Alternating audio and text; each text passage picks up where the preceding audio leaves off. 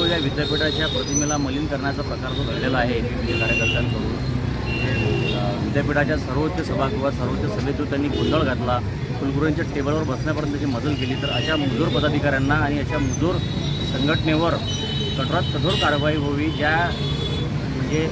ज्या पद्धतीने आज संपूर्ण मीडियामध्ये जी बदनामी होत आहे विद्यापीठाची, जी एक प्रतिमा मलिन होत आहे, तर असं यापुढे हे प्रकार घडू नये आणि अशा संघटनेला, अशा पदाधिकाऱ्यांना काहीतरी झरप बसावी याकरिता अशा लोकांवर, ज्यांनी सिनेट सदस्यांवर हल्ला केला कुलगुरूंच्या समक्ष, अशांवर कठोर कारवाई नव्हे तर पोलीस कारवाई करण्यात यावी, असं निवेदन आज आम्ही आमचे शहराध्यक्ष NSY शहराध्यक्ष संकेत साहू यांनी कुलगुरू साहेबांना दिलेलं आहे।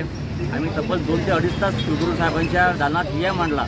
आम्ही त्यांना वारंवार पटवून दिलं की तुम्ही यावर पोलीस कारवाईच करायला हवी, मात्र चर्चे अखेरीस त्यांनी आता यावर एक समिती नेमलेली आहे आणि या समितीचा अहवाल 23 तारखेपर्यंत देण्याचं त्यांनी कबूल केलं आहे आणि या समितीच्या अहवालात जे दोषी सापडतील त्यांच्यावर कठोरात कठोर कारवाई करू असे आश्वासन त्यांनी दिलेले आहे।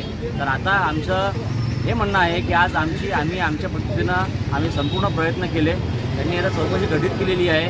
आता कुलगुरू साहेब आणि ती चौकशी राहील, समिती राहील चौकशी करणारी।